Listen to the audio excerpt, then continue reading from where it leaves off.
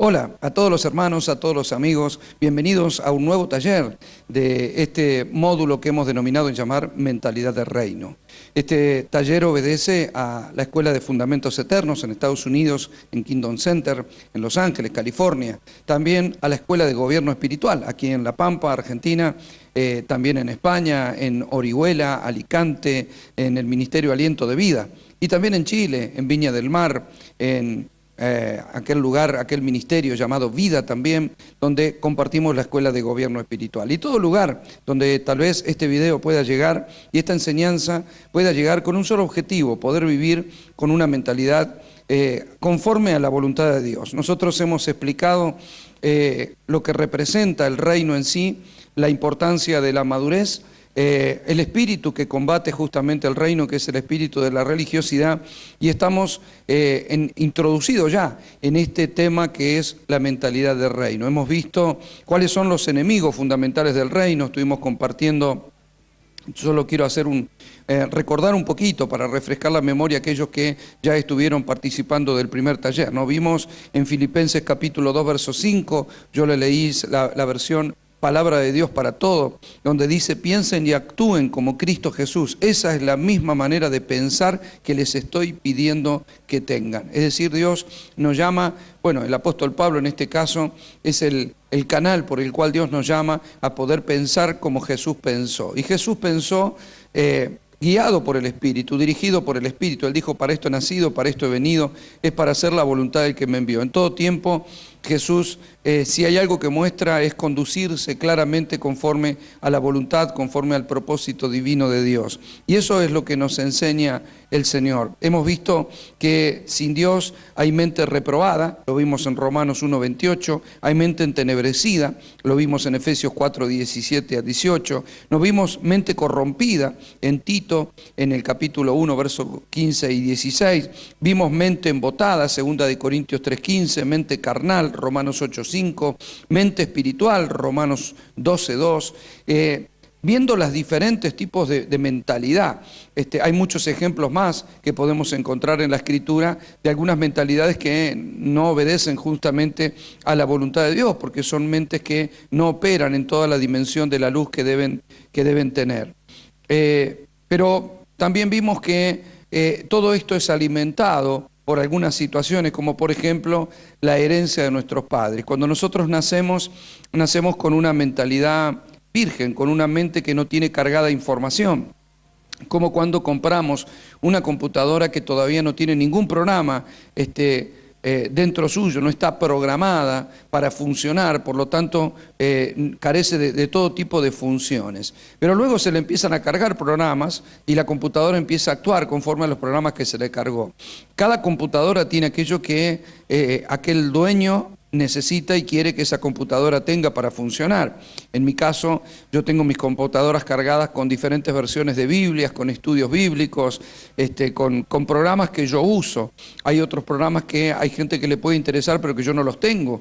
Es decir, con mi computadora no tendrían el programa indicado para poder ejecutar lo que desean. Lo mismo que a mí tal vez la computadora de un arquitecto tampoco me sirva para mi función, por carecer de algunos programas. Solo hay que programarla o reprogramarla en algunos casos, borrando algunos programas y cargándole los programas correctos. Bueno, eso pasa con la mente del niño. El niño, en lugar de ser programado con la mentalidad de Dios, es programado con la mentalidad de los padres, con el idioma de los padres, con los principios de los padres, con los valores de los padres. Por eso cuando un niño es criado en un ambiente y en un hogar carente de afecto, carente de cosas, bueno, ese niño va a forjar una mentalidad, indudablemente que esa mentalidad puede ser totalmente negativa, como puede ser criado en un hogar con valores correctos, con principios correctos, con amor, con abundancia. Entonces ese niño tendrá otra programación en su mente, tendrá otra capacidad de pensar, de ver y de actuar de otra manera. Y eso es lo que marca el rumbo y el destino de las personas. Pero ¿cuál es el ideal? Bueno, el ideal es que la persona sea programada por Dios.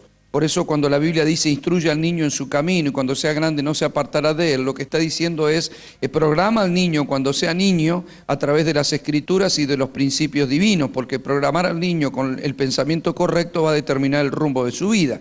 Y el pensamiento correcto no necesariamente es el de los padres, sino que justamente pensar como Dios piensa es la ganancia de aquellos que caminamos con Dios. Eso es tener la mente de Cristo, también lo vamos a hablar claramente. La segunda cosa que dijimos puede causar limitaciones o grandes problemas en la vida de una persona es la sociedad y la cultura. Es decir, los padres tienen una manera de pensar y valores que muchas veces inculcan en su casa, pero los niños también se crían en una escuela.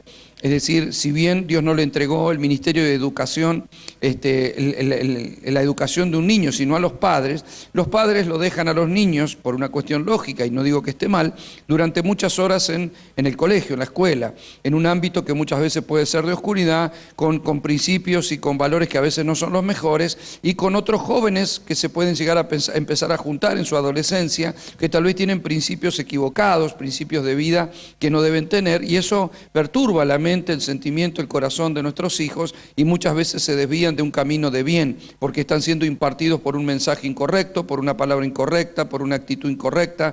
Entonces, indudablemente eso va a provocar ciertas adversidades en su vida. La otra cosa que genera no es solo la junta o la escuela, sino la cultura a través de las películas, los medios de comunicación, internet, las redes sociales. Todo eso es parte de la cultura que vivimos hoy en día. Todo eso también forma y también forja una manera de pensar. Cuando hemos llegado al camino del Señor, con una educación de los padres, sin los principios de Dios, y con una cultura y una sociedad que está en tiniebla y en oscuridad, como dice Isaías en el capítulo 60, que tinieblas cubrirán la tierra y oscuridad las naciones, bueno, es muy probable que al llegar al camino del Señor lleguemos mal, pensando mal, actuando mal y por supuesto bajo el gobierno de Satanás. Ahora, la Biblia también dice que hay experiencias personales que están incluidas dentro de la familia, dentro de la sociedad y la cultura, pero a veces son conflictos muy personales y muy cosas del corazón que van marcando nuestra vida. Eso va generando que no solo se destaque la iniquidad que traemos de arranque, las maldiciones generacionales que pueden haber hecho contra nuestra vida,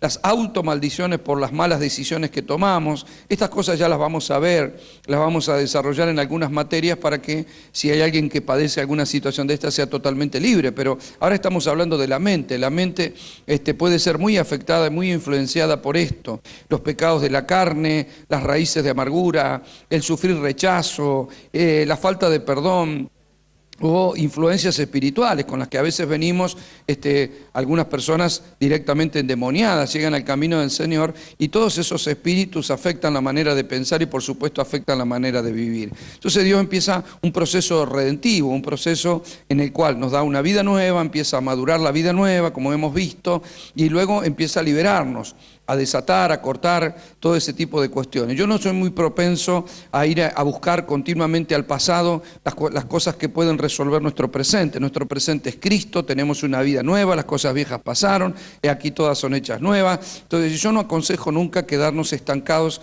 en la sanidad interior y quedarnos estancados en la liberación, pero es un proceso necesario. Es decir, si hay alguna herencia hay que cortarla, si hay una maldición hay que cortarla, si hay una iniquidad hay que desarraigarla, si hay de pronto un rechazo de un corazón herido por diferentes situaciones, tiene que ser sanado. Y para poder vivir y crecer y desarrollar la vida de Cristo con toda libertad y sanos en el alma, en las emociones, en el corazón, soltar perdón y ser liberados de todo espíritu, por supuesto que si en algún momento de la vida le abrimos puertas, es necesario ser liberado de todo eso. Ahora, estando en el camino del Señor, hay dos cosas que son fundamentales y pueden afectar nuestra mente. Número uno, el mal entrenamiento religioso, es decir, la mala improntación de la palabra, o la mala impronta, si se quiere, de la palabra que recibimos. Es decir, cuando una persona recién se convierte, va a empezar a congregarse y es muy probable que se congregue en un lugar equivocado. O sea, tuvo un encuentro con Dios, pero puede pasar de que los pastores a cargo o los líderes a cargo tengan cierta estructura de religiosidad, como estuvimos viendo en el módulo anterior, y indudablemente esas enseñanzas que va a recibir van a forjar una manera de pensar. Yo he visto personas tener un genuino encuentro con el Señor, recibir la vida de Cristo, pero también los he visto trabados en su manera de pensar y en su manera de desarrollar la vida por causa de lo que se les enseñó. La gente, todos, cuando llegamos al camino del Señor, llegamos con confianza a aquellos que nos hablan la palabra. Es decir, yo cuando llegué a la iglesia, supongo que la mayoría de ustedes le ha ocurrido lo mismo, cuando yo llegué a la iglesia, el pastor y los líderes, los ancianos, las personas que tomaban el micrófono en la plataforma y comenzaban a hablarme, para mí eran mensajeros de Dios, no dudaba de todo eso, yo entendía que todo lo que me decían realmente era la voluntad de Dios. Luego cuando maduré comprendí que algunas cosas no me las dijeron con malas intenciones, pero las dijeron con cierta limitación revelacional, y que de pronto escuchar algo diferente me hizo romper algunos paradigmas que había recibido dentro de la iglesia y darme cuenta que tenía que cambiar, que bueno, hasta ese momento se vio de esa manera, pero que es bueno cambiarlo. Cuando yo les hablé de la religiosidad, les di algunos ejemplos. Por ejemplo, una persona puede llegar a la iglesia, una iglesia estructurada, donde le dicen a una mujer que si no se pone pollera está en pecado. Esa persona puede que haga eso durante años y un día se va a otro lado o escucha a otro predicador que le empieza a enseñar correctamente de que se tiene que vestir con decoro, pero no necesariamente con pollera. Por ejemplo, esa enseñanza se sacó por el hecho de que la mujer no se vista como el hombre. El problema es que en la época de Jesús o en la época bíblica los hombres tampoco usaban pantalones. Hay pantalones que usted puede encontrar hoy en día que se da cuenta que son pantalones de mujer y no le caben a un hombre. Hay pantalones de mujer y pantalones de hombre. O sea, que la mujer no se vista como hombre no implica que no se ponga pantalones. Jesús nunca anduvo con pantalones, sin embargo nosotros sí. Jesús nunca usó corbata, sin embargo en algunos ministerios no se podía predicar si no se usaba corbata, mientras que otros ministerios decían que usar corbata era mundano. Es decir, todo depende de dónde uno nace en el camino del Señor y dónde es improntado con una enseñanza. Puede que esa enseñanza sea correcta o puede que esa enseñanza esté equivocada.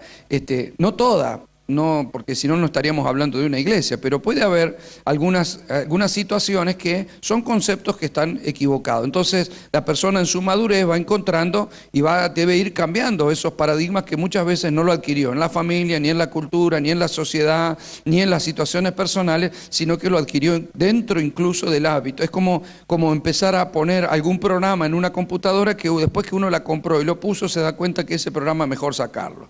Bueno, lo mismo pasa, es de pronto desprogramar para poder programar y bajar otro tipo de programa que sea acorde a la voluntad de Dios. Y otra de las cosas que producen el malestar espiritual o una limitación en la mentalidad espiritual es la inmadurez. Eso lo vimos también en el segundo módulo cuando hablamos de madurez espiritual y nos dimos cuenta que poder pensar como niño nos va a limitar mucho. Pablo dice cuando era niño pensaba como niño, hablaba como niño y juzgaba como niño, pero cuando maduró empezó a pensar de otra manera. Bueno, otro de los pensamientos entonces puede llegar a ser justamente la inmadurez espiritual y quedarse ahí. Recuerde que yo les dije que hay personas que son inmaduros por siempre y la idea es poder madurar hasta alcanzar la estatura, la medida de la plenitud de un varón perfecto para que ya no seamos niños fluctuantes, llevados por todo viento de doctrina y estratagemas de hombre. Es decir, hay pensamientos, hay enseñanzas que pueden ser engañosas. Una mente conectada a la mente de Cristo la podrá detectar fácilmente. Una mente inmadura puede creer una cosa por otra y ser engañado. Por eso debemos tener cuidado. Ahora, también mencionamos al final del taller anterior las fortalezas mentales. Yo quiero decirle que le recuerdo todo esto porque lo que voy diciendo no lo estoy repitiendo de manera textual, sino que surgen algunas otras riquezas y por eso está bueno poder recordar y volvernos a enfocar en lo que habíamos compartido. Tal vez algunas personas miran este segundo taller a la par del primero, así que todavía tienen muy fresco esto que yo compartí, pero creo que nunca está de más porque la ley de la repetición es parte de la ley de la enseñanza. Hablamos de las fortalezas mentales y dijimos que las armas de nuestra milicia son poderosas en Dios para destruir fortalezas. Esas fortalezas son argumentos, altiveces, y que nosotros muchas veces levantamos guardando paradigmas, pensamientos, patrones, son los patrones de pensamiento, y Dios debe derribar eso con la palabra, ¿no? La palabra a veces como martillo que quebranta la piedra, y es necesario que nosotros podamos cambiar nuestra manera de pensar para que cambie nuestra manera de vivir. Yo quisiera que vayamos a Romanos capítulo 12, versículo 1, porque aquí Pablo nos habla de cómo romper esas fortalezas y de no quedarnos estancados en esa manera de pensar. Recuerde que cuando un río corre con agua que se renueva, pero cuando un río se detiene o se estanca, el agua se pudre. Cuando usted tiene un agua de estanque, el estanque se puede podrir el agua, pero cuando la deja correr, ese río va renovando el agua. Lo compartimos en algún momento. Romanos 12:1 dice la palabra del Señor: por consiguiente, hermanos, os ruego por las misericordias de Dios que presentéis vuestros cuerpos como sacrificio vivo y santo, aceptable a Dios, que es vuestro culto racional. Y no os adaptéis a este mundo, sino transformaos mediante la renovación de vuestra mente. Escuche bien, transformaos mediante la renovación de nuestra mente, para que verifiquéis cuál es la voluntad de Dios, lo que es bueno, aceptable y perfecto. Le leí otra versión Reina Valera, dice lo bueno, lo agradable y lo perfecto. Amado, lo que está planteando el apóstol Pablo aquí es de no conformarnos o de no guardar la forma que nos mantenga en una posición cómoda, pero que nos esté impidiendo avanzar a donde debemos avanzar. Yo me puedo sentir cómodo en un sillón, sentado en un sillón, pero puede que esa comodidad me impida a mí hacer la tarea que yo tengo que realizar. Alguien me diría: rompe la forma, no te sientas tan conforme en tu sillón y movete. Es decir, salí de esa forma para poder encontrar la voluntad de Dios. En este caso es poder oír para entender cómo Dios piensa y ser transformado. Esta palabra transformado es la palabra metamorfo, de donde proviene la palabra metamorfosis. Significa cambio, transformado o transfigurado. El ejemplo que muchas veces se utiliza en la predicación de la palabra es el de la mariposa, porque en un momento, la mariposa tiene ese contraste, ¿verdad?, de ser oruga, de ser gusano y convertirse en una bellísima mariposa. Eso es transformación. Transformación es tener una mente tal vez compleja, acomplejada, limitada, temerosa, egoísta, vanidosa, y de pronto por la palabra ser transformado para comprender otras cosas: humildad, el amor, la paz, el gozo, lo que Dios quiere que nosotros podamos tener y que Dios nos va llevando. Cuando Dios va alumbrando nuestro entendimiento, nos va llevando a eso que Él quiere, que es el camino del justo, para que sea el día perfecto, ¿no? La iluminación creció de un amanecer a un despertar absoluto. Lo que Pablo sí dice al finalizar el verso 2 es que sepamos cuál es la voluntad de Dios, que es buena, es agradable y es perfecta. Quiero resaltar esto porque son los tres niveles de la voluntad de Dios: buenos, agradables y perfectos. Ahí arribamos por medio de la mentalidad. Cuando nuestra mentalidad va creciendo, vamos avanzando. Dice que Dios nos va llevando de gloria en gloria, de victoria en victoria, de poder en poder, y eso hace que nuestra mente vaya adoptando y aceptando esa voluntad de Dios, que es buena, que es agradable y que es perfecta. ¿Qué es la renovación? Vamos a hablar un poco de renovación mental, porque es importante comprender la renovación. Cuando yo les hablé de redención, les hablé del proceso de Dios de darnos una vida nueva, madurar la vida nueva, liberarnos de las cosas viejas. Hablé de la restitución en su momento, ya lo vamos a desarrollar ese tema, pero Dios, después de la salvación, viene lo que se llama el proceso de santificación.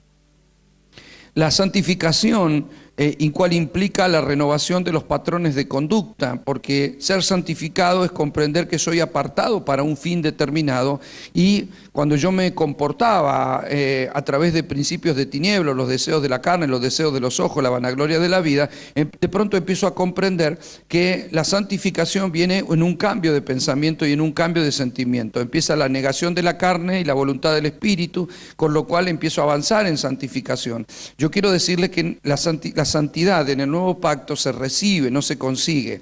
Yo no soy santo porque hago obras de santo, soy santo porque en la gracia el Señor me otorgó la santidad en Cristo Jesús. Pero yo tengo que cuidar y manifestar esa santidad, implica ir muriendo a los deseos de la carne, los deseos de los ojos, la vanagloria de la vida, dándole la voluntad al Espíritu, tomando la cruz y haciendo uso de los principios y de la voluntad de Dios por medio de su Espíritu para poder crecer a la plenitud y manifestar al hombre santo, al nuevo hombre, formado según Cristo y no según Adán, ¿verdad? Todo eso es un proceso en donde Dios empieza a trabajar con nuestra mente y ser llevados a una mente de reino. Efesios capítulo 4, versículo 20 dice lo siguiente: pero vosotros no habéis aprendido a Cristo de esta manera, si en verdad lo oíste y habéis sido enseñados en Él, conforme a la verdad que hay en Jesús. Es decir, hay un proceso de enseñanza de la palabra, esa es la técnica que Dios utiliza, la enseñanza de la palabra y el poder del Espíritu para ir aprendiendo a Cristo, para vivir a Cristo.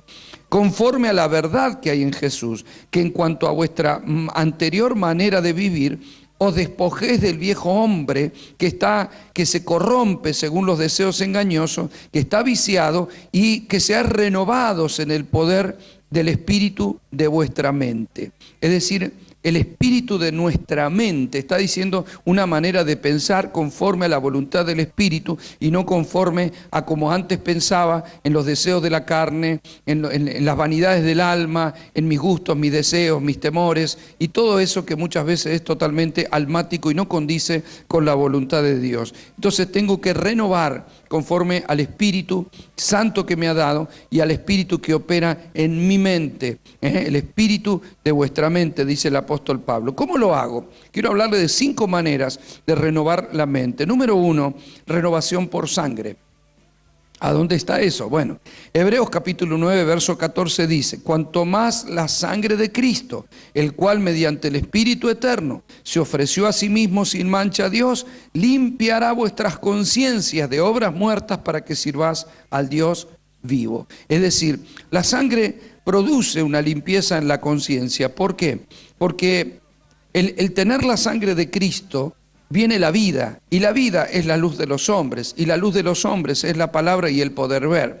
Eso lo dice Juan. Juan en el capítulo 1, en su evangelio, dice que en el principio era el verbo y el verbo era con Dios y el verbo era Dios. En él estaba la vida y la vida es la luz de los hombres. Es decir, cuando viene la vida a través de la sangre, recuerde que la gracia, Juan dice que la ley vino por Moisés, pero la gracia y la verdad llegaron por Jesucristo. La gracia viene a través de decir la verdad. Si yo no reconozco que soy un pecador, bueno, difícilmente la gracia será derramada sobre mi vida. Sin embargo, si el Espíritu que me trae convicción, lo cual ya es gracia, me lleva a la confesión, yo confieso que realmente soy un pecador, que Jesús es el Hijo de Dios, que Dios le levantó entre los muertos, la sangre de Cristo me limpia de todo pecado. Recuerde que la vida está en la sangre. Si la sangre de Cristo me limpia, entonces viene el Espíritu Santo a morar en mí. En Él está la vida. La sangre es la vida. El Espíritu, que es Cristo, es la vida. Jesús dijo: yo soy el camino, soy la verdad y soy la vida. Cuando viene la vida es la luz de los hombres. Cuando se enciende la luz, veo. Cuando veo, pienso diferente y cambio mi manera de pensar. Yo tenía una conciencia de pecado, o sea, una conciencia anteriormente, mejor dicho, que ignoraba el pecado. Es decir, yo podía hacer algo malo, tenía una conciencia intelectual. La mayoría de todos nosotros, aunque nos criamos, si alguien se crió en el camino del Señor, bueno, bienaventurado, si fuiste niño y te instruyeron en el camino. Pero los que no, fuimos improntados con otras verdades. Y ahí hay una formación cultural, social o familiar, si usted quiere, que puede ser buena en algunos aspectos, o mejor dicho, relativamente buena. ¿Cuándo se produce eso? Bueno, por ejemplo, mis padres me enseñaron a no robar. Mis padres no iban a la iglesia, aunque todos como familia decíamos creer que Dios existía, que Dios era Cristo. No teníamos problema con eso, pero nunca habíamos recibido la vida, ni habíamos tenido verdaderamente impartición de Dios a nuestro corazón para recibir esa luz, esa vida, esa verdad en nosotros que realmente nos cambiara, ese nuevo nacimiento. Entonces, mis padres, que siempre fueron honestos en su manera de trabajar y de vivir, me instruyeron a mí de manera natural de que no se debía robar. Yo recuerdo cuando de pronto tenía negocio, yo tenía un negocio gastronómico y al que sabían ir abogados y jueces, y recuerdo que en un par de ocasiones hubo gente que se olvidó maletines con mucho dinero, muchos dólares, y yo recuerdo que yo no conocía a Dios, pero ellos no sabían dónde estaba ese dinero, pero yo lo guardé, no fueron a reclamarlo y yo localicé a las personas hasta que se los devolví. Por una sencilla razón. Eso que para la sociedad puede ser loable y que de pronto hasta pasan en un noticiero, tal persona encontró mucho dinero y lo devolvió así como una gran hazaña, en Cristo tiene que ser normal, pero sin Cristo, claro, parece una hazaña. Entonces, yo lo hice no porque no pecara, yo pecaba en otro montón de cosas, pero ese principio me lo habían enseñado en mi casa, es decir, había una formación de conciencia, si se quiere, que estaba basada en los límites que mis padres habían puesto sobre mi vida. Y que, bueno, la sociedad no me robó ese tipo de conciencia. Pero yo conozco casos de pibes que se han criado en un hogar cuyos padres trabajaban robando, como dicen ahora, ¿no? Dicen que trabajan, pero son ladrones, salen a robar y dicen que salen a trabajar. Bueno, hay niños que se criaron en ese ámbito.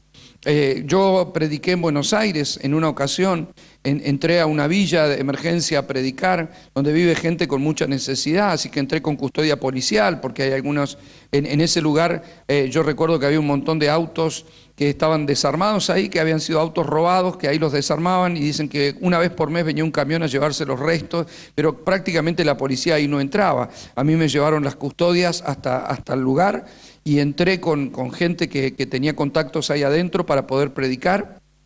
Y me sacaron ahí y me esperaba la policía afuera, pero no entró la policía. Ahí yo realmente vi gente robando y vi gente, no robando ahí adentro, sino entrar con cosas robadas. Y conocí el caso de un niño que tenía 9 años y había hecho más de 10 secuestros a mano armada. Es decir, el niño hacía dedo en la calle, que lo llevara alguien en un auto, que lo acercara a su casa y después con un revólver le apuntaba y los metía ahí adentro y después la gente grande ahí adentro se encargaba de quitarle el auto, las pertenencias y de expulsarlo del lugar. Ese niño que tenía con esa edad más de 10 secuestros es un niño que se crió en un hogar con padres que le enseñaron eso. Su conciencia no lo hacía sentir culpable seguramente, sino que por el contrario, había sido formado con una mentalidad de robo, de daño, de violencia, y bueno, eso lo adquirió de sus padres. Entonces, ahí forjaban una conciencia. Si ese niño se convirtiera hoy en día, la sangre de Cristo le limpiaría de todo pecado. El Espíritu Santo entraría a vivir a su corazón, y el Espíritu Santo le va a traer conciencia de pecado, justicia y de juicio, que lo que hace es renovar una conciencia limitada, familiar, cultural, que muchas veces puede ser perversa y pecaminosa, y llevarnos a una conciencia espiritual. Ahí hay una renovación, de la conciencia del hombre a la conciencia del Espíritu. Recuerden que en San Juan 16 dice que el Espíritu Santo nos va a llevar a toda verdad y justicia, y que el Espíritu es el que convence al mundo de pecado, de justicia y de juicio. Es decir, trae convicción de pecado, de justicia y de juicio. La convicción tiene que ver justamente con esa conciencia. Entonces, hay una renovación por la sangre de Cristo que nos limpia de pecado, por la vida que viene, hay una renovación de nuestra conciencia. Romanos 2:14 dice: porque cuando los gentiles que no tienen ley hacen por naturaleza lo que es de la ley, estos, aunque no tengan ley, son ley para sí mismos. Ahí está el ejemplo. Yo tenía una ley de vida en el cual yo no robaba, no sabía que los mandamientos decían no robarás, no lo tenía en cuenta por ese lado, sino que mis padres me habían enseñado no robarás. Por lo tanto, yo vivía con esa ley para mí, mostrando, dice, la obra de la ley escrita en sus corazones, dando testimonio su conciencia y acusándose o defendiéndole según sus razonamientos. En el día que Dios juzgará por Jesucristo los secretos de los hombres conforme a mi evangelio. Es decir, yo puedo tener razonamientos en donde algunas cosas estaban bien y algunas cosas no estaban bien. De pronto hacía otras cosas que tal vez eran peores, sin embargo mi conciencia no me decía que estaba mal. Ahora, cuando llego al camino del Señor, es renovada esa conciencia basada en mis razonamientos, donde comienza a forjarse en mí la conciencia del Espíritu Santo, que Él sí me lleva a toda verdad y justicia, porque la conciencia que me enseñaron mis padres puede que sea incluso una conciencia bajo un razonamiento equivocado, como cuando este joven era enseñado de niño, ¿no? a robar de esa manera. Hebreos 9:22 dice: y casi todo es purificado según la ley con sangre, y sin derramamiento de sangre no se hace remisión. Es decir, para que haya un remover de nuestra vieja vida, bueno, la sangre tiene que estar presente, porque la sangre es la que nos conecta con Dios. Dice que Jesucristo vino a reconciliar todas las cosas, las que están en los cielos con las que están en la tierra, haciendo la paz mediante la sangre de su cruz. Imagínense que si el primer pecado del hombre fue comer del árbol de la ciencia del bien y del mal, lo cual afectó su manera de pensar, cómo la redención no va a traer sino por medio de la sangre un pensar diferente conforme al árbol de vida y no conforme al árbol de la ciencia, no conforme al saber humano, sino conforme al saber divino. Por eso es tan importante este módulo, que nosotros recapacitemos y nos demos cuenta que el pecado original, el pecado que cometió Adán, al final es resuelto por la sangre de Cristo y por esta renovación del pensamiento humano al pensamiento divino. Yo les mencioné que para el hombre natural nuestra manera de pensar es locura porque no la puede entender. Para nosotros es poder de Dios. La segunda renovación que les quiero hablar es la renovación por el Espíritu. San Juan capítulo 14, verso 26 dice: mas el Consolador, el Espíritu Santo, a quien el Padre enviará en mi nombre, Él les enseñará todas las cosas y les recordará todo lo que yo les he dicho. Así como mencionamos San Juan 16, San Juan 14, 2 capítulos anterior, Jesús estaba preparando su ida a la cruz y su ascensión al Padre, y Él les dice: yo me voy a ir, pero les conviene, porque Él era el Maestro. Él era el que les enseñaba a los discípulos, él que estaba discipulándolos. Hacía 3 años que estaba con ellos, comía en el lugar, dormían en los mismos lugares, y Jesús les enseñó. Él era el maestro de Galilea. Pero Jesús le enseña y le dice: hay una dimensión mayor.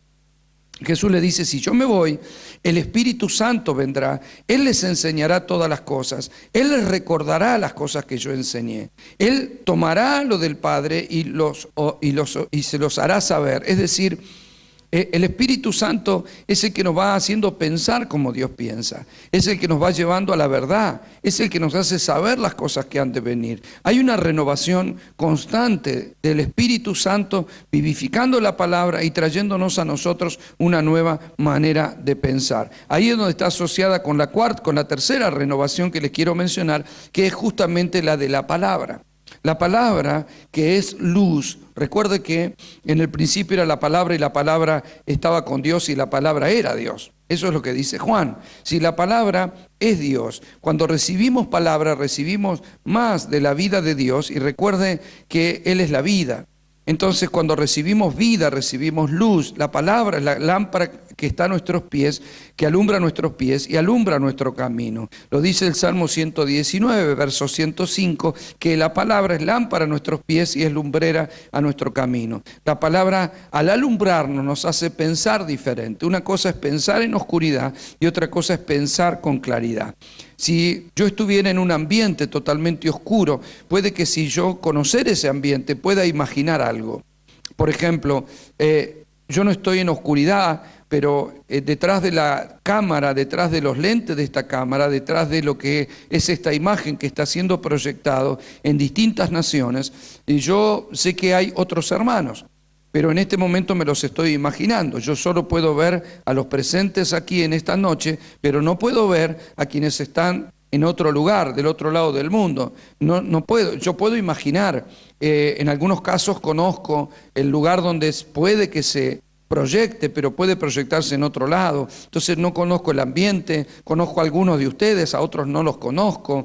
Yo no sé a dónde va a llegar este video. Puedo imaginar, pero no sé si imagino bien, si imagino mucho, si imagino poco, si imagino bien. Es solo parte de la imaginación. Pero si yo voy, o si estoy, o si miro el ámbito donde realmente estoy, entonces puedo ver la realidad presente. Es decir, así es la revelación. Yo puedo imaginar algo, pero se me revela cuando veo. Aquí en Argentina tenemos a las cataratas del Iguazú, que es una de las maravillas del mundo. ¿Sabe que yo había visto imágenes de las cataratas porque son muy comunes? Así que había visto imágenes en televisión, había visto películas en las cuales se desarrollaba parte. Yo recuerdo en mi niñez una película que tengo muy presente, una película argentina, que se desarrollaba todo en las cataratas del Iguazú. Yo me acuerdo que la fui a ver al cine. Entonces yo conocía las cataratas por imágenes, por fotos, pero nunca había estado presente. El día que yo fui, amados, me pareció tan extraordinario que no había forma de demostrar lo que vi. De hecho, recuerdo que me quebranté, me largué a llorar porque yo vi a Cristo en las cataratas. Es decir, en una maravilla de la creación uno ve al Creador. Tal vez si la hubiese visto unos años antes solo diría, wow, qué hermoso que es, pero al tener a Cristo yo pude ver a Cristo a través de su creación. Me pareció extraordinario. Pero yo había ido en ese viaje, había ido con otros hermanos y otros pastores, porque yo había ido a ministrar, había ido a predicar a la provincia de Misiones, y bueno, tuve la oportunidad de ir ahí a la frontera, pasé para el lado de Brasil y luego visitamos las cataratas. Cuando yo llegué a mi casa, yo le conté a mi esposa, yo ya estaba casado, y le conté que habíamos ido a la catarata. Yo le dije, no sabes lo que te perdés. Y yo quise contarle, yo le mostré fotos, pero nada de eso era lo que yo había visto. O sea, yo le quise mostrar una imagen en mi teléfono, pero yo le decía, pero no es esto, tenés que verlo. Y bueno, y así fue. El día que fuimos a las cataratas, un par de años después, tuve que ir nuevamente a Misiones a predicar y fui con mi esposa. Entonces pudimos ir a ver las cataratas y quedó impactada de manera total, porque cuando la vio, ahí pudo medir. Ella dijo, yo no pensé que era esto, ¿no? Y eso es lo tremendo, que alguien no piense que es eso cuando te lo han mostrado. Es que es como ver una foto, pero no ver a la persona. Alguien tiene fotografías de Cristo, pero no logra verlo en las dimensiones de la vida. Entonces hay cosas que uno se puede imaginar, pero tal vez no termina de dimensionar. Ahí está la importancia de la revelación, ¿no? Cuando se te hace luz algo que simplemente lo tenía como un concepto. Yo puedo conocer un versículo, pero el día que ese versículo se me hace luz es como verlo, como tocarlo, como palparlo. Se convierte en algo vivo, deja de ser letra y se convierte en algo vivo que verdaderamente afecta la vida de una manera terrible, de una manera extraordinaria. El Salmo 119, verso 27 dice, hazme entender el camino de tus mandamientos para que medite en tus maravillas. Yo determiné elegir este versículo porque la meditación es algo que muchas veces la iglesia, le fue arrebatado a la iglesia por causa de la gente de la nueva era o de las religiones orientales, y algunos empezaron a considerar que la palabra meditar no es una palabra buena, o que es una palabra del ocultismo, o que es una palabra justamente como mencioné de la nueva era. Yo quiero decirle que la Biblia menciona la palabra meditar más de 30 veces y que meditar es un mandamiento divino.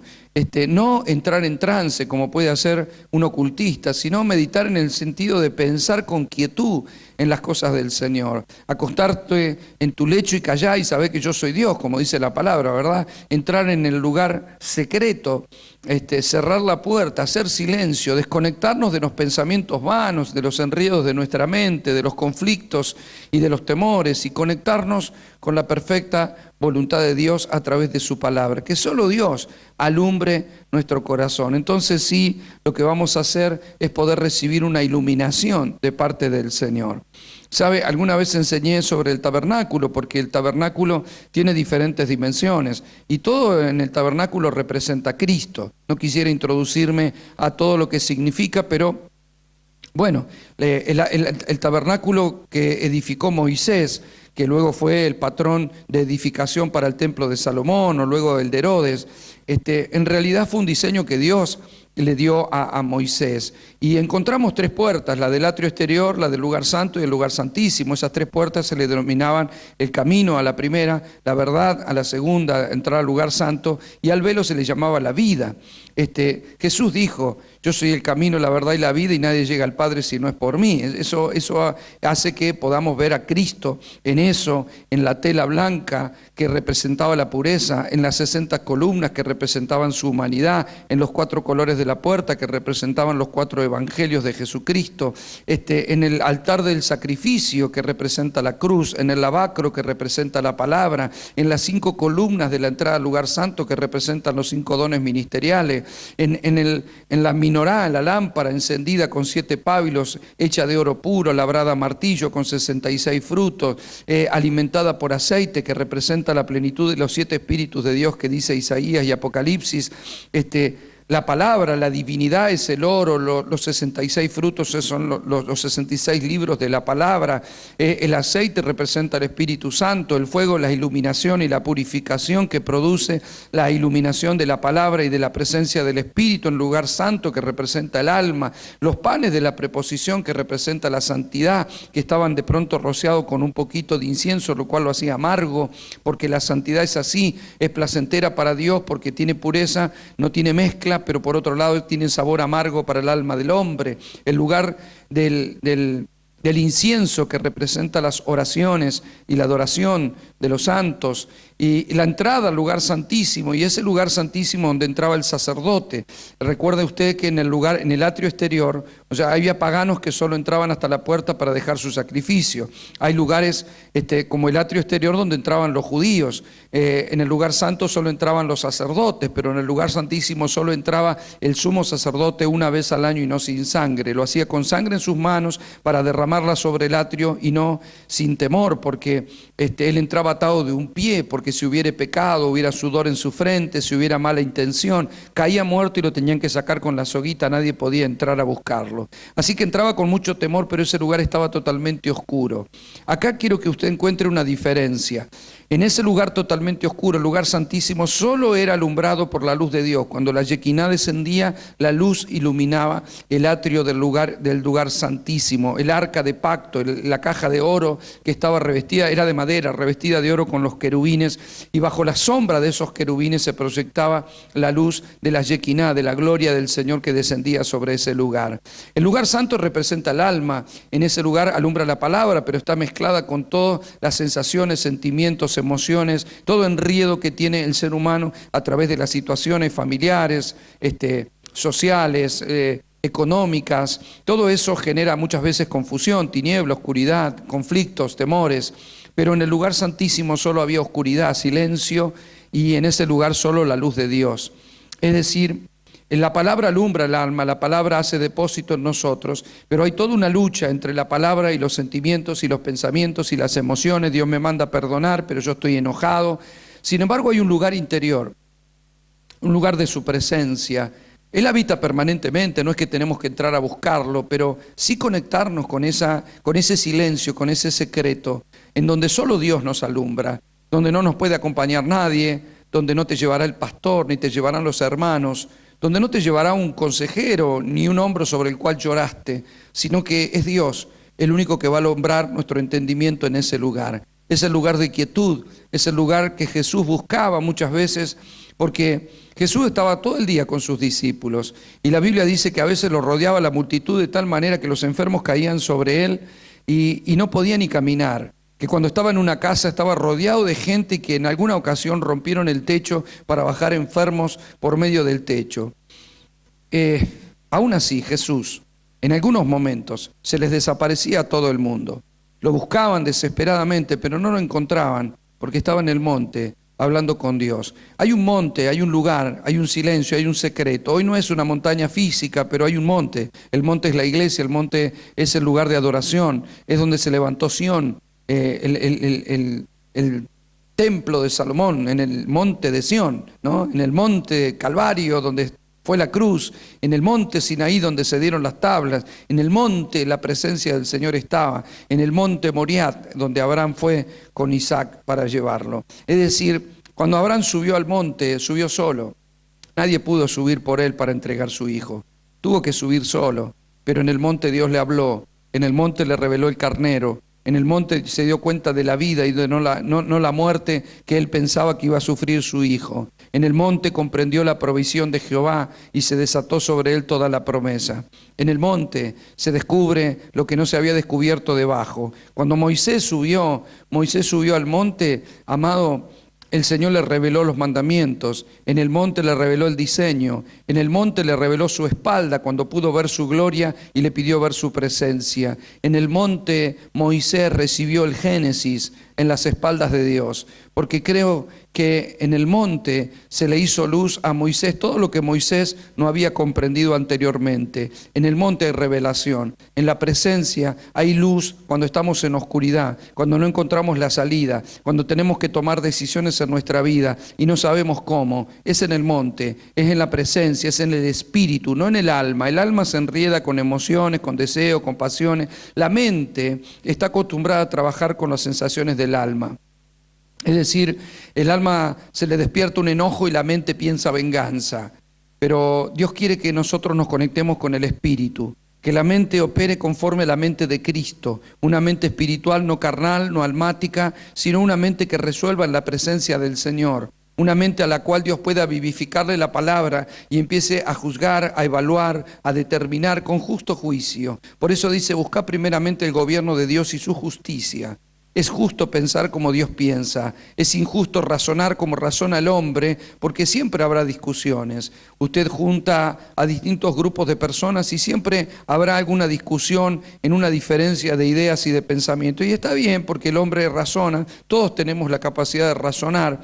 A veces yo le digo a los hermanos que discuten a ver quién tiene razón sobre un tema, y le digo, los dos tienen razón, porque razón tenemos todos, razón es el don del pensamiento. Dios nos le ha dado a todos los seres humanos una capacidad de razonar. A veces yo veo distintos economistas en televisión opinar diferentes sobre el rumbo de la economía de nuestra nación. Y digo, ¿cómo puede ser? Estudiaron los dos, son inteligentes, los dos son profesionales. Esto sería como un médico me diga un diagnóstico diferente, y lo hay. Hay médicos que dicen que hay que operar determinada situación y hay otros que dicen que no hay que operar, ¿verdad? Algunos dirán lo internamos y otros dicen no es necesario. Los médicos a veces piensan diferente y razonan diferente conforme a su capacidad de pensar o intelectual. Los seres humanos somos así. Y está bien, todos tenemos la capacidad de razonar. Henry Ford, aquel que fue el dueño y el creador de la fábrica de los autos Ford, que tanto peleó por de pronto crear un auto popular y nacional, y de hecho lo hizo con el Ford T, fue un hombre que dijo en un momento, más allá de usted o yo comulguemos o no con sus ideas personales, él dijo en un momento una frase, nadie puede discutir que fue verdaderamente un líder emprendedor, que tuvo visión. Él dijo en un momento determinado, si decís que podés, podés, si decís que no podés, no podés, de todas maneras tenés razón. Es decir, está bien, no está en la Biblia, no es un versículo, pero lo dijo un hombre pensante. Y de pronto se dio cuenta que aquellos que creían que podían, llegaban a la meta, pero algunos no llegaban a la meta simplemente porque no creían que había una meta o que iban a llegar. Entonces, la capacidad de un líder visionario y de alguien que va a enfrentar un destino es alguien que cree que puede. Pero tiene que hacerlo a la manera de Dios. Moisés fue un hombre que creía que podía. Cuando él tenía 40 años, dice Esteban que él era poderoso en palabras y en obras, y que él creyó que él iba a liberar a la nación con su propia fuerza. Es decir, él veía una meta, veía una salida. De hecho, el día que vio que unos egipcios estaban maltratando a un hebreo, mató al egipcio y lo enterró en la arena, porque él usó la violencia tras una idea que él creía, y la idea era correcta. La idea era, quiero liberar a mi pueblo. No entiendo cómo se dejan pegar, no entiendo cómo permiten ser castigados de esa manera, haciendo ladrillo con barro y paja para Faraón. Moisés no comprendía eso porque su mente era una mente de hombre libre. Él había sido criado en la cultura de los egipcios, que era buena, y había sido criado más allá de toda la perversión de la religión y de la idolatría. La cultura, el desarrollo de la cultura era buena. Él había sido criado con mentalidad de príncipe, le llamaban así. Con una casa de príncipe, con comida de príncipe, con ropa de príncipe. Se fue creado en libertad. El problema es que él creyó que con esa libertad que él conocía podía liberar a su familia y a su pueblo porque eran esclavos. El problema es que el pueblo no lo había entendido así, y él tampoco. Se fue a cuidar, tuvo que escapar y estuvo cuidando ovejas durante 40 años en las montañas, en el desierto. Y Eso es bárbaro porque Dios le llama desde la zarza, lo convicciona para ir y él dice, yo ya soy viejo, no puedo ir, soy tartamudo, me hubiese llamado antes cuando tenía 40 años y tenía todo el vigor. Y el Señor le empieza a hablar y empieza como Moisés a discutirle su imposibilidad y al final termina obedeciendo, pero ya no dependiendo de su idea y de su fuerza, sino entendiendo que tenía que depender de Dios. Entonces, ¿qué hizo Dios? Renovó, por medio de la palabra que le habló, su manera de pensar. Sí había una libertad en Moisés, pero todavía Moisés no había sido liberado. Todavía razonaba demasiado y no pensaba conforme a la verdad. Pero el proceso de los 40 años de desierto, lo que hicieron fue hacerlo rendir. Cuando él creía que no podía, él pensaba que no podía, Dios le llama y le dice, sí podés. Es decir, generalmente hay una confrontación entre la idea de los hombres y la idea de Dios. Cuando creo que puedo, Dios se tiene que encargar de demostrarme que no puedo. Cuando creo que no puedo, es como que Dios me habla y me impulsa para que crea que todo aquel que confía en Dios y cree en Dios, todo le es posible. Hay momentos, yo personalmente, perdóneme que le dé un ejemplo personal, pero al servir a Dios uno acumula experiencias y creo que esas experiencias pueden sumar. Cuando yo me he sentido bien con algo que yo he hecho, con los libros que he escrito, o con algunas actividades o congresos importantes, es como que Dios me ha hablado y me ha dicho, bueno, no te pienses porque esto es la gracia. Siervo inútil sos, no te creas que sos la gran cosa. Pero cuando yo me he sentido mal, que me he sentido incapaz por una tarea, o porque me pareció mediocre algo que hice, o porque, no sé, me parece que no he alcanzado todo lo que debería, que no soy tan apto para algunas cosas y empiezo a pensar menos de mí, de lo que debería. Entonces Dios me habla y me dice, vamos, levántate que vos sos mi siervo, yo te llamé, yo te ungí, yo estaré contigo, yo te impulso. Y entonces como que cuando vos te la crees, Dios te baja. Cuando vos estás por el piso, Dios te levanta. Pero lo que Dios quiere es que encontremos un equilibrio, que pensemos a la manera de Dios, con humildad, pero sin ser una persona que se humilla ante los hombres, sabiendo quiénes somos, con personalidad, con actitud, con porte, con autoridad, pero sin enseñorearnos de nadie, para no creer que somos más de lo que debemos ser. Yo creo que esa es la postura que tiene que tener un líder. Hay líderes que empiezan a pensar que son dueños de la gente y que mandan a la gente como si fueran sus esclavos, pero se olvidan que ellos también eran personas que en algún momento conocieron a Dios y se aferran de esa autoridad que tienen para gobernar y mandar. Y a esas personas Dios les tiene que hacer saber de que entre nosotros no es como afuera en la sociedad, de que el menor será el mayor y de que el postrero será primero y el que más da es el que más tiene y que el que se hace ignorante muchas veces delante de Dios será el más sabio. Es decir, dar vuelta a los roles para poder entender y que Dios por la palabra y la obra del Espíritu nos va permitiendo encontrar el equilibrio para que nosotros podamos manifestar su perfecta y su divina voluntad. El Salmo 119 también dice, ¿cómo amo yo tu ley? Todo el día es ella mi meditación. Claro, uno no puede estar todo el día tirado en el césped pensando en la palabra. Claro que no, pero meditar es una cuestión constante. Pablo dice en este pacto, yo oraré en todo tiempo. Entonces no está diciendo que tengo que estar hablando con Dios todo el tiempo, sino meditando en mi corazón, conectado con el Señor, dejando que el Espíritu Santo me traiga su voluntad todas las veces que quiera, en el momento que sea, y que eso no solamente es cuando yo entro a esa presencia, a esa quietud, a esa soledad, cuando dice Jesús, cierra la puerta de tu habitación y Dios que te escucha en secreto te recompensará en público. Eso todos lo tenemos que hacer como un momento de intimidad, pero luego tenemos la vida pública, la vida familiar, y ahí tampoco tenemos que desconectarnos. Ahí también tenemos que seguir más allá de nuestro trabajo, de la tarea, de lo que haga, tiene que seguir una conexión interna para que Dios nos pueda llevar a su ley, a su voluntad. Dice el verso 98, me has hecho más sabio que mis enemigos con tus mandamientos, porque siempre están conmigo. Más que todos mis enseñadores he entendido, porque tus testimonios son mi meditación. Más que los viejos he entendido, porque he guardado tus mandamientos. De todo mal camino contuve mis pies para guardar tu palabra. No me aparté de tus juicios, porque tú me enseñaste. Cuán dulces son a mi paladar tus palabras, más que la miel a mi boca. De tus mandamientos he adquirido inteligencia, por tanto he aborrecido todo camino de mentira. Amado, las veces que pueda, yo sé que es el salmo más largo de la Biblia, pero el Salmo 119 es una conexión con la palabra terrible, extraordinaria, así que también lo aliento a poder leerlo más de una vez y usted va a comprender las riquezas del Salmo 119. La cuarta cosa, la cuarta renovación es renovación por confesión.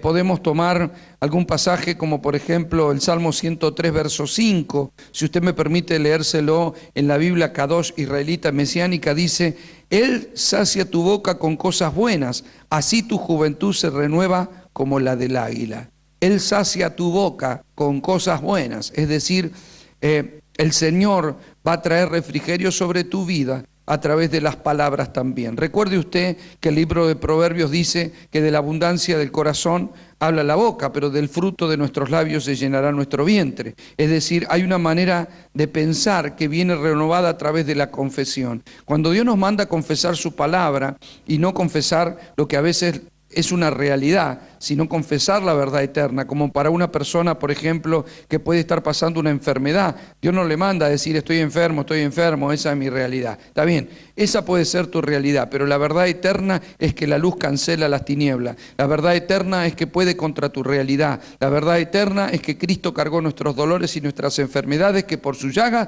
fuimos nosotros curados. Entonces la confesión que repetimos trae renovación de nuestra mente y también de nuestro cuerpo.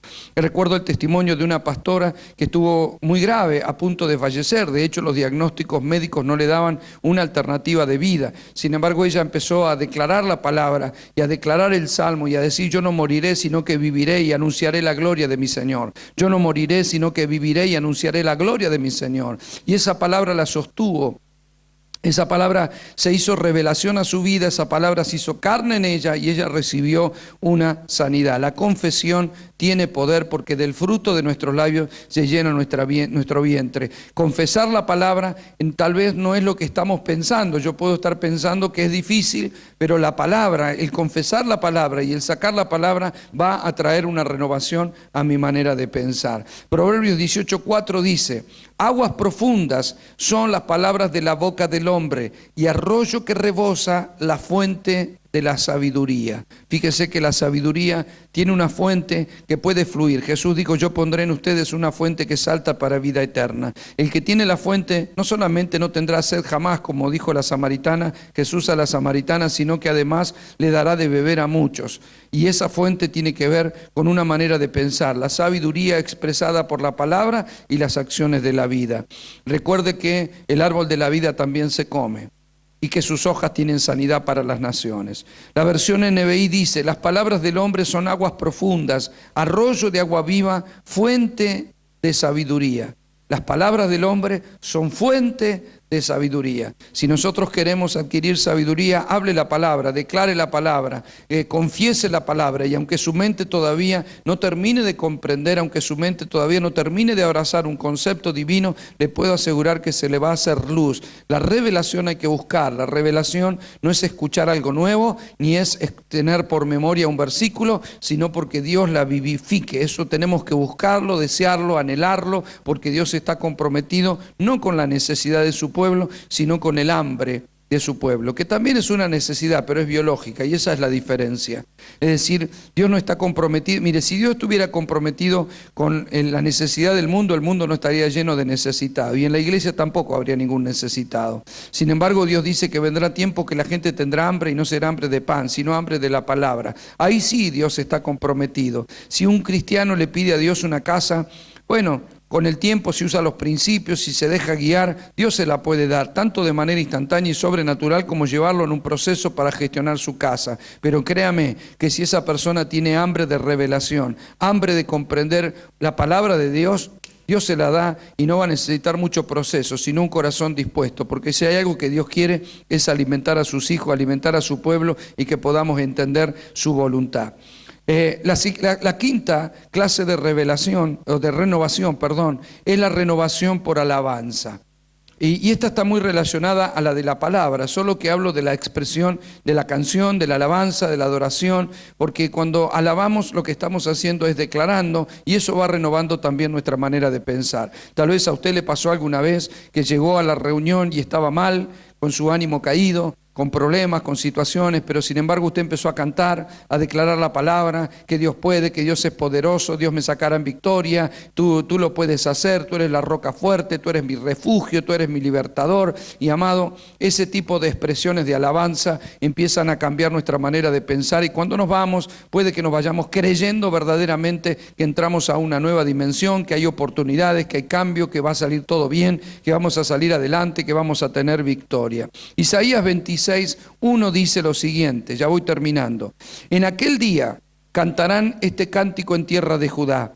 Fuerte ciudad tenemos, salvación puso Dios por muro y antemuro. Abrid las puertas y entrará la gente justa, guardadora de verdades. Tú guardas en completa paz aquel cuyo pensamiento en ti persevera, porque en ti ha confiado mi alma. Confiad en Jehová perpetuamente, porque en Jehová el Señor está la fortaleza de los siglos. Veamos que es una expresión más de alabanza, como las tantas que encontramos en los salmos. En este caso lo encontramos en Isaías, pero es una expresión de alabanza, de futuro, de gratitud, y es una declaración. Las declaraciones de alabanza, las declaraciones de fe, nunca caerán en saco roto. Dios le agrada porque Dios cabalga sobre las palabras. Recuerde que Él es la palabra viva. Romanos 4:19 dice lo siguiente. Dice, no se debilitó en la fe. Esta palabra está hablando de Abraham. Abraham fue un hombre que, ustedes saben, tuvo que esperar el tiempo de la promesa, y si bien Dios le había hablado de un hijo, no solamente primero tuvo Agar a Ismael, sino que tuvo que esperar unos años más, 16, hasta que Sara pudo tener a su hijo Isaac. Entonces, todo ese proceso de esperar el cumplimiento de la palabra también trató con el corazón y con la mente de Abraham. Y luego dice el libro de Romanos, esto lo escribe Pablo, pero recordando a la persona de Abraham, dijo, no se debilitó en la fe al considerar su cuerpo que estaba ya como muerto, siendo de casi 100 años, o la esterilidad de la matriz de Sara. Tampoco dudó por incredulidad de la promesa de Dios, sino que se fortaleció en fe, dando gloria a Dios, plenamente convencido de que era también poderoso para hacer todo lo que había prometido, por lo cual también su fe le fue contado por justicia. Amado, puedo ver que Abraham fue un hombre que ponía esperanza contra esperanza, y que no se debilitaba al considerar o ponerse a evaluar su situación, su condición o la condición de su esposa. Dice que se fortalecía dando gloria a Dios. Acá vemos la renovación por alabanza. Alabar a Dios, darle gloria a Dios. Te doy gloria, Señor, te doy gloria, Señor, te doy gloria, Señor. Amado, todo eso no es en vano. Cambia tu manera de pensar. Si usted está caído, si usted está con temores, con dificultades, con situaciones que no puede superar, o incluso ante un ataque del mismo Satanás, amado, agarre en su casa, empiece a declarar. Si usted tiene conflictos en el hogar o en su economía, no se haga, mire, usted empiece, hágame caso, aunque parezca locura, agarre la palabra. Yo en este mismo lugar, en este mismo ambiente he venido a orar solo y he empezado a declarar la palabra. Empiezo a declarar, Señor, tú eres todopoderoso, tú me sacarás en victoria, tú eres un Dios extraordinario, tú eres la fuerza que yo tengo, yo sé que saldré en victoria, tú eres mi escudo, tú eres mi libertador, tú eres mi muro de bronce, mis columnas de bronce, tú eres mi fortaleza, tú eres poderoso, grande, extraordinario. Amado, cuando uno empieza, y perdóneme porque casi me sigo metiendo ahí, si uno empieza a alabar, a exaltarle, le llega a uno una emoción, un vibrar del espíritu, una certeza interior de que Dios lo hará, de que no estoy solo, que no me desampara, que sí puedo cambiar las cosas, que sí todo puede salir adelante. Amado, las tinieblas se despejan. Usted puede llegar a un lugar solo, con mucha tristeza o con mucho pesar, pero le puedo asegurar que si usted empieza a declarar la palabra, no necesita saber un montón de versículos, declare que Dios es bueno, que Dios es grande, que Dios es creador, que Dios es todopoderoso, todopoderoso, todopoderoso. Dígalo las veces que sea necesaria, y usted va a ver cómo su mente va cambiando, cómo se va ampliando la luz, cómo usted va comprendiendo que hay victoria, cómo usted va comprendiendo que las cosas que Dios habló las va a cumplir, porque Dios no miente, Dios es fiel, Dios lo hará. El diablo está vencido, está derrotado. Cuando uno empieza a declarar, amado, créame que uno se llena de luz, y el diablo es simplemente príncipe de las tinieblas, por lo tanto necesita tiniebla para operar. Alguien dijo en alguna ocasión, y yo lo he repetido en muchas, ya no sé dónde lo saqué, pero este concepto me gustó: el diablo es como un tiburón que dentro del agua es muy peligroso, sin embargo fuera del agua se muere, se seca, no tiene poder. Y así lo creo. Si uno tuviera que bañarse o estar en el mar, o se cae en un barco de un bote y usted está nadando y de pronto ve venir un tiburón como en la película asomando la aleta, seguramente usted va a disparar igual que yo. Vamos a poner todo lo que nos queda en subir al bote nuevamente, en encontrar un lugar en el que nos podamos salvar. Lo haríamos con una desesperación tremenda porque sabemos que el tiburón es mortal. Sin embargo, si trajéramos un tiburón que esté vivo, pero que lo pusiéramos aquí en esta sala, los niños se podrían acercar bastante, no digo ponerse al ladito, pero acercarse hasta para sacarse una foto. Todos andaríamos caminando alrededor y nos iríamos acercando a medida que sus fuerzas se vayan cansando, y en algún momento simplemente morirá sin que tuviéramos que hacerle nada, porque está fuera del ámbito que le da la vida, que es el agua. Bueno, así también es Satanás. Él tiene poder cuando hay tinieblas. Su ámbito no es agua, su ámbito es tiniebla. Si hay tinieblas puede hacer de las suyas, si no hay tinieblas no tiene cómo. Por eso tenemos que llenarnos de la luz de Dios. Por eso tenemos que llenar nuestra mente de pensamientos de fe y no de ignorancia, no de incredulidad, no de temor, no de vanidad. Llenemos nuestra mente de luz, llenemos nuestro corazón de luz, de sentimientos nobles. Amado, ¿sabe que Jesús dijo: Satanás no tiene parte en mí?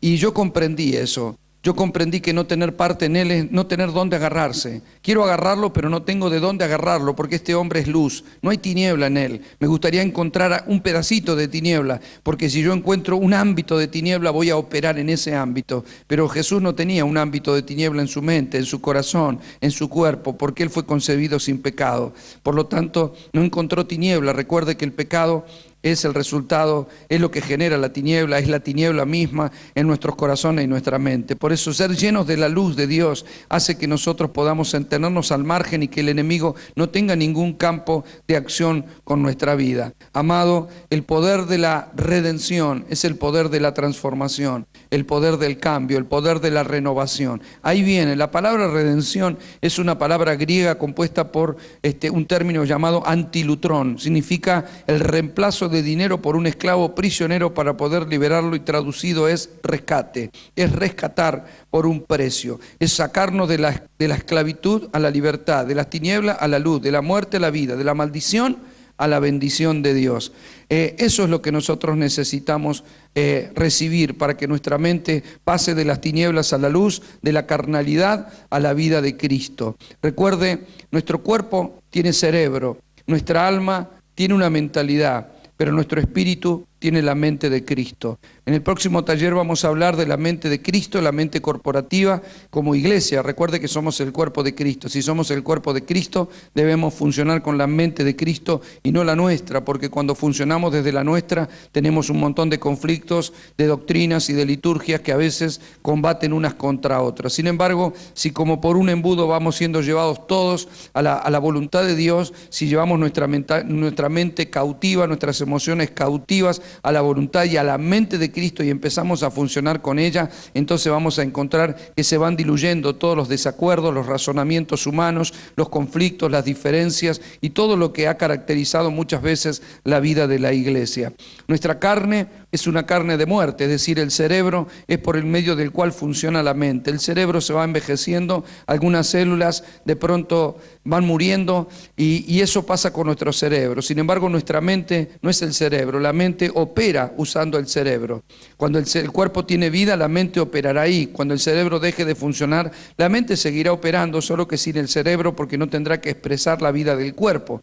Y nuestra mente, que es la vida espiritual, la mente de Cristo, es la nueva vida que nosotros hemos recibido en el Espíritu. Por eso vamos a aprender a usar estas herramientas que Dios nos ha dado, tan extraordinarias, tan maravillosas, que es la vida misma de Cristo, a través del poder de la palabra, a través del poder del Espíritu, espíritu, conectados a la mente de Cristo, en un mismo pensar, en un mismo parecer. Amados, espero que este taller haya sido de bendición para sus vidas, que haya podido acumular. Yo sé que este es una materia, un módulo muy rico, hay mucho por decir. Hago lo posible para tratar de expresar en cada uno de los talleres, de poder sacar y volcar la mayor cantidad de riquezas posible, pero tenemos la limitación del tiempo. Sin embargo, creo que esa limitación no nos va a impedir adquirir mucha riqueza y comprender de pronto la dimensión de la importancia de operar con la mente de Cristo, de pensar con una mente espiritual o con una mente de reino, como yo le llamo, que no es otra cosa que una mente que sea guiada, formada, forjada y activada por la voluntad del Espíritu Santo, que es el que trae, es el gobernador del reino, que nos trae la voluntad de Dios, vivificando la palabra, trayéndonos luz, permitiéndonos entender para que pensemos con sabiduría. Recuerde que la sabiduría es Cristo, lo dice claramente, sin mencionar su nombre, el libro de Proverbios. Ya vamos a entrar ahí, pero la sabiduría, igual tengo un módulo que hablo solamente de la sabiduría, en busca de la sabiduría del reino, que también lo vamos a compartir. Hay mucho por compartir, pero si hablamos de gobierno espiritual, bueno, tener una mente gobernante, una mente de liderazgo, una mente de luz, nos va a permitir ser y resplandecer como Dios quiere en medio de tanta oscuridad. Muchísimas gracias, nos encontramos en el siguiente taller.